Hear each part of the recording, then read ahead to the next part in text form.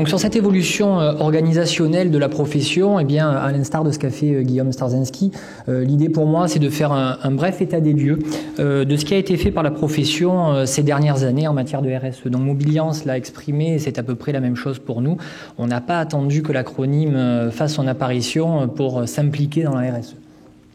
On a au cœur de nos enjeux qui sont les enjeux primordiaux pour la profession, des enjeux évidemment environnementaux, des enjeux sociaux, économiques et éthiques, pour qu'on promeuve une expertise durable et responsable. Donc je voulais au travers de ces 4 points exprimer un peu l'état des lieux de ce qui avait été fait dans la profession. Donc bien sûr, c'est pas tout à fait exhaustif, hein, c'est les points qui me semblent être les plus marquants et qui doivent faire l'objet d'attention. Sur la partie environnementale, l'optimisation des tournées. Donc on va rentrer dans quelque chose de très pratico-pratique, c'est ce que j'ai voulu aujourd'hui. On a été dans une période, comme le dirait notre président, d'abondance, où en fait on a proposé des services, un certain nombre de services à nos clients assureurs et nos clients en B2C, qui visaient à l'abondance, c'est-à-dire des promotions de dates de rendez-vous les plus proches possibles, les plus redondantes possibles. Et ça nous a amené à des chiffres qui sont assez hallucinants, puisque je ne sais pas si vous avez un ordre d'idée du nombre de kilomètres qui sont parcourus par les experts en France chaque année. 50 millions. 50 millions. Ah oui. Donc ça nous ramène à des chiffres importants parce que 50 millions, donc ça résonne dans nos têtes, la pollution et tout ce qui peut aller avec. Et ramener à une expertise, c'est environ 15,5 km par expertise. Donc l'idée qui se voudrait être de proposer pour chaque client des visites dans les garages tous les jours, pourquoi pas 2 fois par jour, ainsi de suite, c'est ce que j'appelle finalement l'abondance et qui n'est pas forcément la piste qui reste à promouvoir aujourd'hui. Je crois que globalement, de l'expérience qu'on a des clients, ce qu'ils attendent aujourd'hui finalement c'est de la fiabilité en termes d'information. On a des études d'ailleurs qui démontrent ça. Un client préfère avoir une date de rendez-vous à 5 jours qui soit respectée plutôt qu'une date promise à 3 jours et qui finalement deviennent 4. 4 est mieux que 5, mais c'est plus la promesse. Donc dans cet état d'esprit, on a une vraie volonté d'optimiser ces tournées, de faire en sorte que bien les experts participent à leur manière aussi à réduire leur empreinte carbone. Dans les échanges, c'est exactement la même chose. C'est-à-dire qu'on a été dans une période, je trouve, en France, qui est un peu la reine à ce niveau-là, hein, pour empiler des procédures, des règles et des lois. On a été dans ce principe d'abondance, de faire des cahiers des charges de plus en plus lourds, de créer des échanges de plus en plus nombreux, et finalement, pour un esprit de contrôle. Donc je pense qu'il faut qu'on renouvelle aussi entre nous cette démarche qui vise à promouvoir la confiance. Alors évidemment, quand on parle de confiance, on pense de suite la confiance n'exclut pas le contrôle. Mais en fait, comme le dirait Julia de Funès, en réalité, c'est tout l'inverse. La confiance exclut le contrôle. Puisque quand on a confiance, on n'a pas besoin de contrôler. Donc évidemment, il faut peser les choses et être plutôt pragmatique sur ces situations. Les échanges aujourd'hui, c'est aujourd'hui encore, je reçois des missions par fax, par mail qui sont doublées par Darva, ces choses-là. On a des mailings avec tout un tas de personnes en copie. Est-ce que c'est nécessaire? Est-ce que ça l'est pas? Donc il y a un gros travail dans nos échanges journaliers avec les réparateurs, avec les assureurs, avec les clients. On envoie des enquêtes de satisfaction. Toutes des choses qui sont intimement importantes à leur échelle, mais qui, une fois cumulées, pèsent très lourd en termes d'empreinte carbone. Aujourd'hui, on sait qu'un email, c'est environ 5 grammes. Un email avec une pièce jointe, c'est 50 grammes de CO2. Donc, posons-nous à chaque fois la question de savoir est-ce que j'ai besoin d'arroser tout le monde en copie? Est-ce que j'ai besoin d'envoyer un mail à quelqu'un et de l'appeler pour lui dire est-ce que tu as bien vu dans le mail ce que j'ai écrit? Bon, finalement, je vais classer le mail puisqu'on se l'est dit. Donc voilà, toutes ces situations qui peuvent faire sourire, mais qui sont vraiment des situations réelles et qui doivent être travaillées. Enfin, API versus fax, en réalité, on se dit, ah oui, les API aujourd'hui, les web services versus les fax il y a quelques années, bon, ça y est, il y a un gap énorme qui est passé, mais en réalité, pas du tout. On a toujours encore des missions qui sont reçues par fax et on a des API qui peinent à se démocratiser. Donc là encore, le principe d'un work center centralisé qui permettrait à tout le monde de pouvoir échanger dans un seul et même lieu, évidemment que ça a vraiment du sens. Ensuite, sur cet aspect environnemental, on a promu au sein de la profession l'éco-conduite, évidemment, hein, gros rouleurs, un professionnel de la route, les experts. Donc ça, c'est important aussi de pouvoir renouveler le parc, de mesurer la performance énergétique du parc et de s'impliquer dans la démarche qu'on peut avoir avec nos clients assureurs sur quelles vont être les nouvelles mobilités. Il faut savoir que dans à peu près 10% des dossiers qui nous sont confiés, on a une notion de perte totale. Un véhicule qui va être économiquement irréparable potentiellement, et donc un propriétaire qui va devoir renouveler son véhicule. Souvent, la question qui nous est posée en tant qu'expert, c'est de nous dire, bon, écoutez, monsieur l'expert, qu'est-ce que vous en pensez?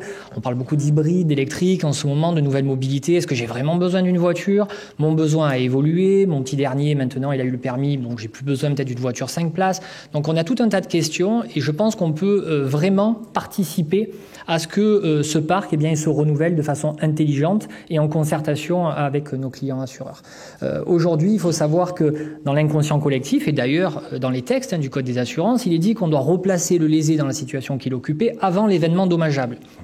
Je roulais avec une Renault Twingo, tu dois me donner une somme qui me permet de racheter un véhicule Renault Twingo. Mais la réalité, c'est que le mindset des clients n'est pas du tout celui-là. C'est que moi, une fois que j'ai accidenté mon véhicule Renault Twingo, je veux peut-être acheter une Mégane. Donc pendant des heures, l'expert va s'évertuer à essayer d'expliquer à quel point la Renault Twingo vaut 3 800 €. Mais en réalité, dans la tête, il se dit, mais c'est quoi le montant que je vais devoir rajouter pour acheter ma fameuse Mégane?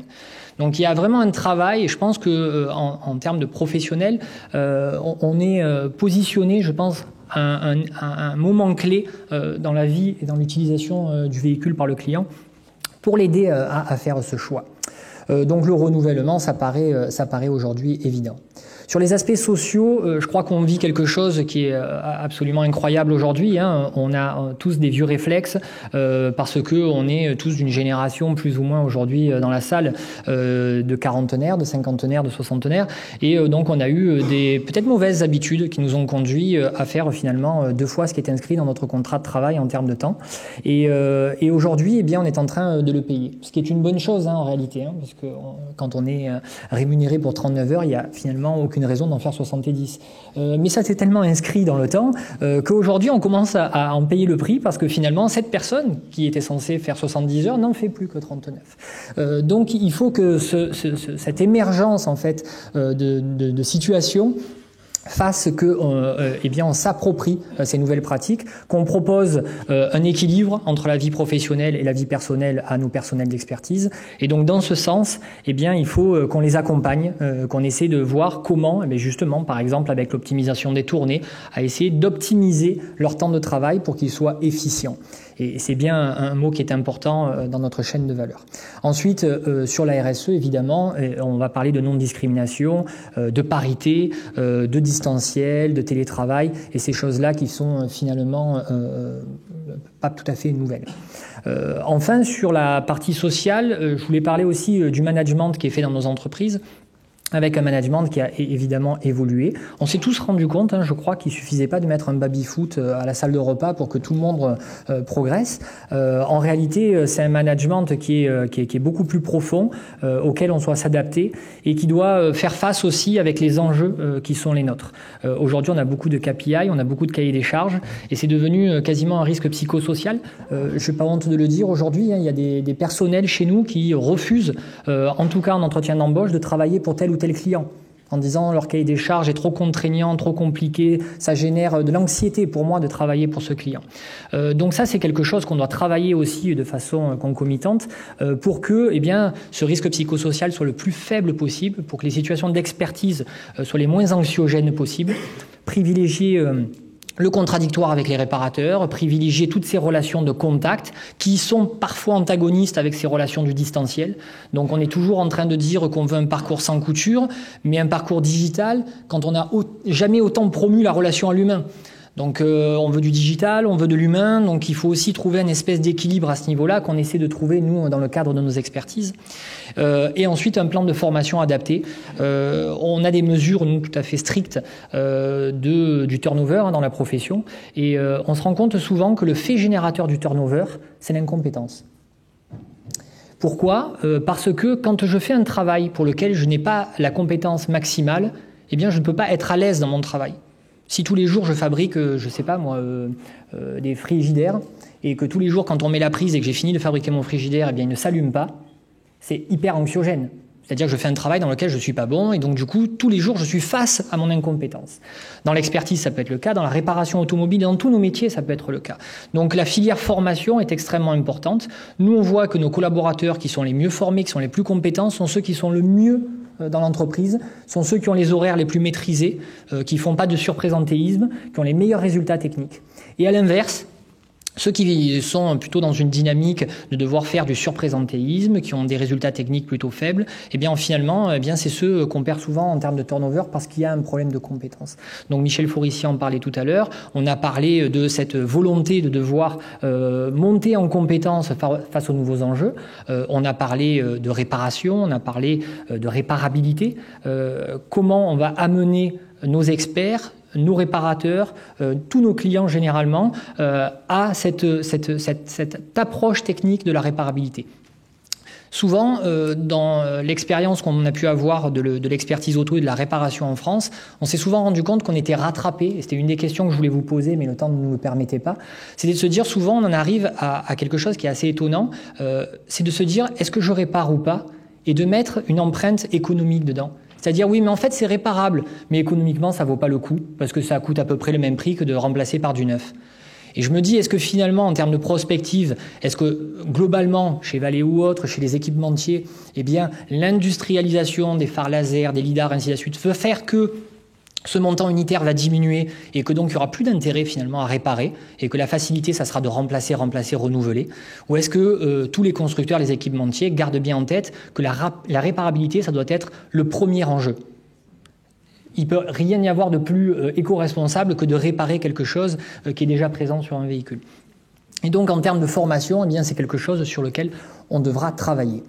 Sur les quelques dernières minutes qui me restent, sur la partie économique, évidemment, l'EAD, le self-care, ce sont des éléments qui sont extrêmement importants. Aujourd'hui, on parlait de mobilité, on a parlé de mobilité sortante, donc de l'expert qui va chez le réparateur, qui va chez le client, mais on a aussi cette mobilité entrante du client qui va devoir venir signer des documents de cession chez nous, qui va devoir venir présenter son véhicule. Et à ce titre, eh bien, l'EAD est une vraie solution.